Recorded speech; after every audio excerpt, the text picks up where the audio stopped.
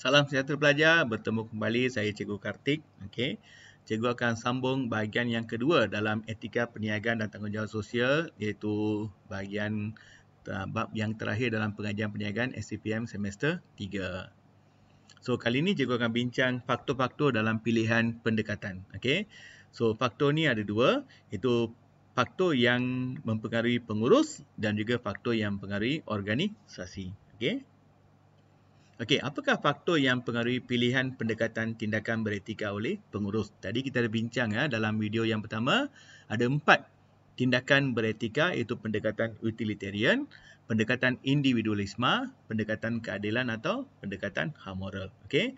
So apa pendekatan yang akan diambil ni banyak bergantung pada faktor individu. Okey, yang pertama ialah rangka kerja moral yang wujud dalam diri seseorang pengurus. Okey. Rangka kerja moral maksudnya apa nilai yang dipegang oleh seorang pengurus. Okey. So nilai ini akan memberi kesan pada tindakan dia. Okey, contohnya seorang pengurus menggunakan pendekatan utilitarian kerana ingin memastikan keputusannya membawa faedah kepada majoriti orang. Itu rangka kerja moral yang dipegang. Dia nak pastikan semua dapat faedah. Jadi tindakan dia akan pilih yang membawa faedah kepada ramai orang. Itu dipanggil pendekatan utilitarian. Okey. Yang kedua, kekuatan pegangan agama pengurus. Okey.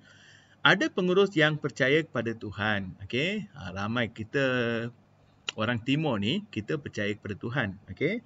Prinsip rukun negara ialah kepercayaan pada Tuhan kan. Jadi, kita percaya kalau you buat benda yang salah, kamu akan terima balasan yang tak baik bila sampai ke dunia akhirat. Okey. So, kalau mereka percaya kepada agama, mereka ada kekuatan agama yang tinggi, mereka takut nak ambil tindakan yang melanggar atau melanggar etika ya. Okey. Contohnya, jika pengurus percaya layanan saksama kepada semua pekerja akan membawa balasan yang baik. Dia rasa kalau dia melayan pekerja dengan baik, dia akan dapat balasan yang baik, dia akan menggunakan pendekatan keadilan. Sebab dia percaya kesannya bila dia buat sesuatu yang salah di dunia akhirat nanti. Okey. Yang ketiga, faktor ekonomi. Okey. Faktor ekonomi menentukan sama ada pengurus buat keputusan untuk sediakan barang yang sesuai dan berkualiti, okey, atau sediakan tugas yang sesuai kepada pekerja. Ini rujuk kepada faktor ekonomi. Okey. Ekonomi maksudnya adakah mereka mampu membantu masyarakat? Adakah syarikat ni ada kekuatan ekonomi? Itu faktor ekonomi. Okey, contohnya seorang pengurus besar pasaraya meluluskan peruntukan barang keperluan secara percuma kepada sebuah badan amal. Kenapa dia sanggup meluluskan peruntukan? Sebab faktor ekonomi. Dia percaya syarikat ni mampu membantu masyarakat. Okey. Dia percaya kekuatan ekonomi menyebabkan dia mampu menyediakan barang yang sesuai dan berkualiti. Itu dipanggil faktor ekonomi. Okey. Faktor yang keempat, undang-undang yang wujud. Okey, ada pengurus yang dia tertakluk, dia respect, dia menghormati undang-undang. Okey, dia takut ambil tindakan yang boleh melanggar peraturan. Sebab dia nak pastikan pengurusan perniagaan ni mematuhi peraturan dan undang-undang yang sedia ada. Okey, dia tak nak melanggar undang-undang. So, memastikan keperluan pihak berkepentingan seperti pekerja dipenuhi mengikut keperluan undang-undang. Kalau dia melanggar peraturan ni, dia akan dikenakan tindakan. Contohnya sekarang kerajaan kata WFH kan, work from home masa COVID. Okey, kamu kena patuhi syarat-syarat atau peraturan yang ditetapkan. Okey, pengurus pastikan penyata kewangan syarikat disediakan menggunakan maklumat yang betul untuk mengelak tindakan undang-undang. Okey. Okey, cara seseorang pengurus dibesarkan. Ini faktor yang kelima. Okey. So, tingkah laku atau tindakan pengurus ni banyak bergantung pada cara pengurus dibesarkan. Okey, contohnya katakan masa remaja atau masa kanak-kanak, pengurus ni dibesarkan dengan penuh kasih sayang. So, dia akan menggunakan pendekatan utilitarian agar tindakan atau keputusan ni membawa kebaikan kepada semua orang. Katakan dia ni dalam keluarga yang sangat besar. Okey, adik-beradik dia ada 14 orang dan mereka bersaing antara satu sama lain. So, keadaan ni menyebabkan dia mungkin guna kaedah pendekatan individualisme. Okey. So, pendekatan yang digunakan ni bergantung pada cara seorang pengurus dibesarkan. Okey. Okey, faktor yang Mempengaruhi dari segi organisasi. Tadi pengurus, ini faktor organisasi. Yang pertama ialah keuntungan organisasi. Okey. So, tindakan beretika sesebuah organisasi ini akan meningkatkan kepercayaan masyarakat. Jadi, mereka percaya, okey, kalau mereka buat sesuatu yang betul ni, boleh meningkatkan kepercayaan masyarakat. Dengan ini, pelanggan dia semakin ramai, boleh meningkatkan keuntungan organisasi.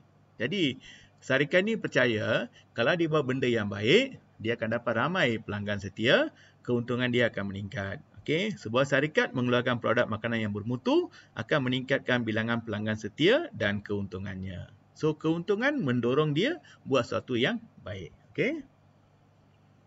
Okey, contoh macam syarikat Adabi. Okey, syarikat Adabi ni cuba menggunakan kaedah pengeluaran mengikut ISO. Okey, keluarkan barang yang berkualiti, ada status halal. Okey, so ini untuk memastikan barang ni mendapat pasaran yang luas di kalangan pengguna. Okey, bila Adabi barang dia digunakan oleh ramai orang, keuntungan dia meningkat dan boleh membawa pendapatan tinggi kepada organisasi.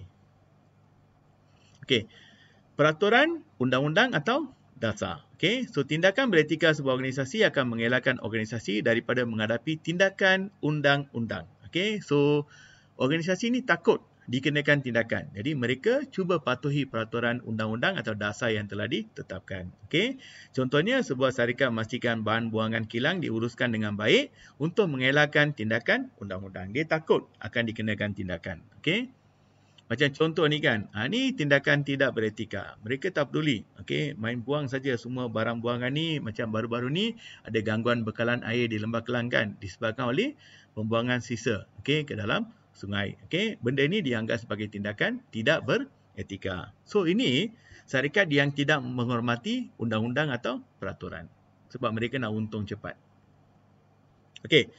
Faktor budaya kerja yang beretika tinggi. So, organisasi yang mengamalkan budaya kerja etika yang tinggi dipandang tinggi oleh masyarakat. Mereka percaya kalau pekerja ni dia gunakan budaya kerja yang beretika, mereka akan dihormati oleh masyarakat.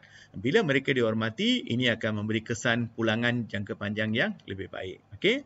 Contohnya, sebuah syarikat pakaian memastikan pekerjanya melaksanakan tugas mereka dengan etika akan beri kesan positif pada pulangan syarikat dalam jangka panjang. Jadi mereka nak pastikan pekerja ni beretika tinggi. Contohnya menyampaikan maklumat yang benar, okey.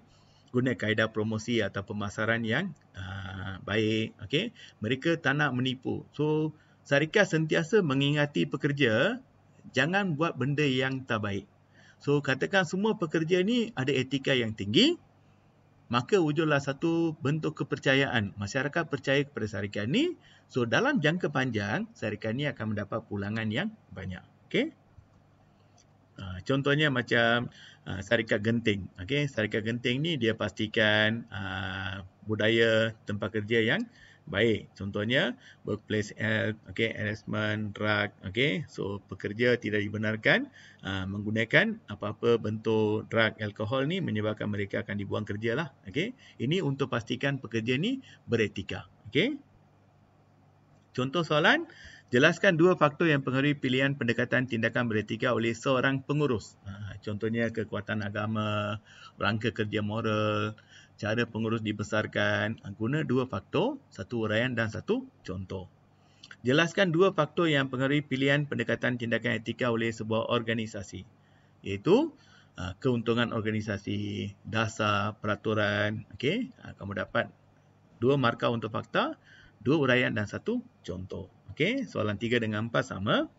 Bagi 1 uraian dengan 1 contoh. Okey, that's all pelajar. Harap apa yang cikgu sampaikan ni bantu kamu. Jangan lupa subscribe, like dan share. Dan jika ada sebarang kemuskilan, bolehlah kamu letak di bahagian komen. Okey pelajar, itu saja.